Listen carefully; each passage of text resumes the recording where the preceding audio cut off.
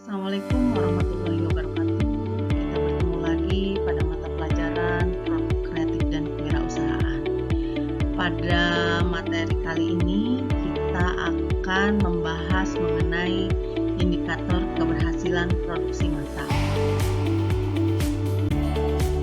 Pada pembahasan kali ini, kalian dituntut untuk memenuhi beberapa kompetensi dasar, yaitu menentukan indikator keberhasilan tahapan produksi massal, membuat indikator keberhasilan tahapan produksi massal.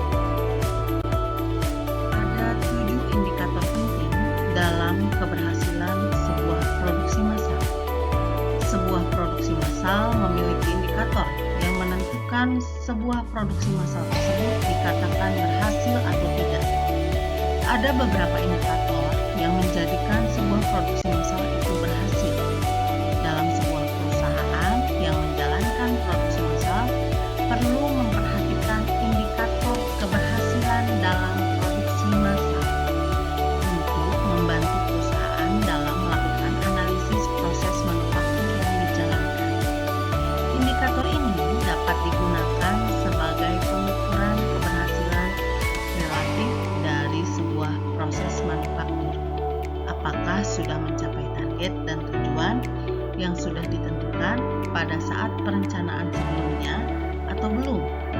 Yuk, sekarang kita simak penjelasan mengenai 7 indikator keberhasilan dalam produksi massal yang dapat kita gunakan dalam melakukan analisis dan mengukur keberhasilan proses manufaktur dalam sebuah perusahaan yang dikutip dari Leading Edge Group. Apa saja sih 7 indikator keberhasilan produksi massal tersebut? Yuk kita lihat. Yang pertama adalah jumlah produksi. Yang kedua, reject ratio. Yang ketiga, kecepatan. Yang keempat, memiliki target atau capaian. Yang kelima, time. Yang keenam, overall equipment effectiveness. Yang ketujuh, downtime. Kita lihat apa sih yang disebut dengan jumlah produksi massal. Indikator pertama yang membantu untuk menganalisa keberhasilan produksi massal adalah jumlah produksi atau produktivitas perusahaan yang diperoleh dari produksi massal. Sebuah produksi massal dilakukan dengan tujuan untuk menghasilkan produk dengan jumlah yang besar dan juga terstandarisasi. Dalam hal ini, jumlah produksi yang dihasilkan dari produksi massal menjadi salah satu indikator yang menggambarkan apakah produksi massal sudah mencapai target yang ditentukan atau belum. Jumlah produksi ini dapat dilihat dari total jumlah produk yang dihasilkan pada setiap shift, setiap pekan, atau setiap dilakukan pergantian mesin.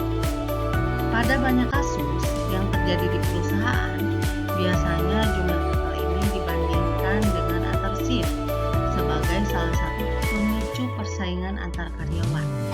Di sisi lain, hal ini sering dengan tujuan perusahaan meningkatkan produktivitasnya. Yang ketiga adalah reject ratio.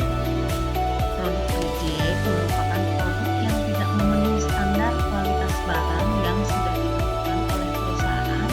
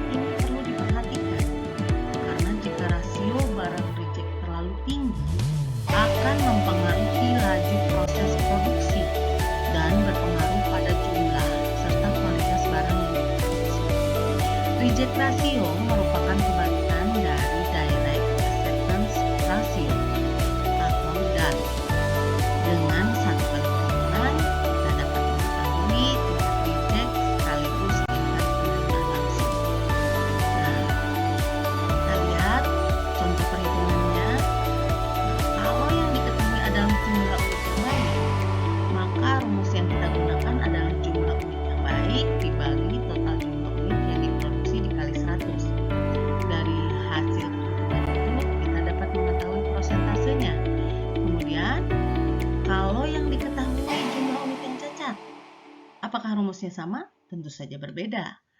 Ya, kalau yang diketahui adalah unit yang cacat, maka rumusnya adalah 100 dikurangi jumlah unit yang cacat dibagi total jumlah unit yang diproduksi dikali 100.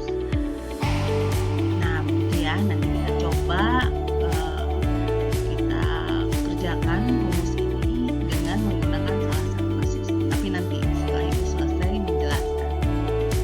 Oke, yang selanjutnya adalah kecepatan atau rate. Kecepatan atau rate dalam proses produksi juga menjadi salah satu indikator yang mempengaruhi keberhasilan sebuah produksi massal. Kecepatan yang rendah akan berpengaruh pada profit yang akan diperoleh perusahaan. Perusahaan dapat mengalami penurunan keuntungan saat tingkat kecepatan yang digunakan terlalu rendah. Sedangkan tingkat kecepatan yang tinggi akan berpengaruh pada kualitas produk yang dihasilkan. Hal ini menjadikan kecepatan dalam proses produksi perlu memiliki tingkat kecepatan yang konsisten. Jadi nggak boleh tuh hari ini cepat, besok lambat, nanti lambat lagi. Nah, itu jadi mempengaruhi ya, sesuai dengan kecepatan yang sebelumnya sudah ditentukan. Jadi ketika akan merencanakan kira-kira berapa hari ini kita bisa menghasilkan 1000 sepatu misalnya. Nah, itu sudah dihitung per orangnya bisa menyelesaikan berapa, kalau ada 100 orang bisa menyelesaikan berapa. Nah, jadi itu betul-betul sudah dihitung, makanya kecepatan ini harus selalu konsisten, sehingga perusahaan perlu mempertimbangkan dalam menetapkan laju kecepatan dalam produksi massal untuk dapat menghasilkan produk yang tetap berkualitas sebagai salah satu yang menunjukkan keberhasilan sebuah produksi massal. Selanjutnya adalah memiliki target atau pencapaian. Kira-kira apa ya maksudnya? Tentunya setiap perusahaan pasti sudah memiliki target atau capaian yang ingin dituju dalam jangka waktu tertentu. Misalnya, pihak perusahaan sudah menentukan berapa keuntungan yang harus dicapai dalam jangka waktu 3 tahun. Apakah sudah balik modal atau belum? Ya, termasuk target dari proses produksi yang dilakukan di sebuah perusahaan.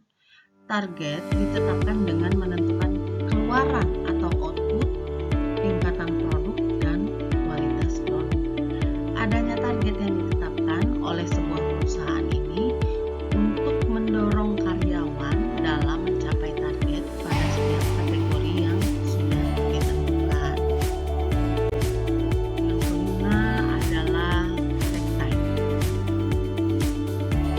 Sebuah proses produksi massal yang memberikan keuntungan efisiensi.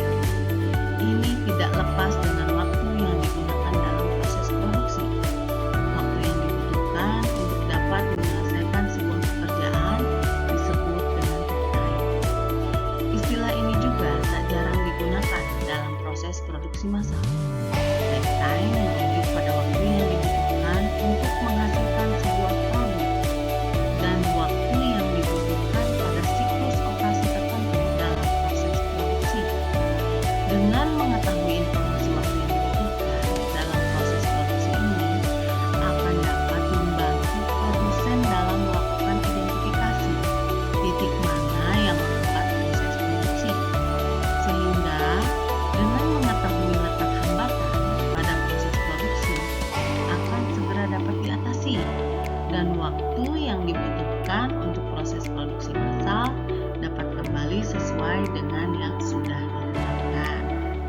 Karena dalam hal keberhasilan proses produksi, waktu yang digunakan untuk memproduksi barang menjadi salah satu hal yang cukup krusial. Jadi penting banget ya. Jadi makanya tadi harus konsisten kan ya. Waktunya sudah pasti. Misalnya 1000 sepatu bisa digarap selama 2 hari oleh 500 karyawan. Nah, seperti itu. Jadi satu sepatu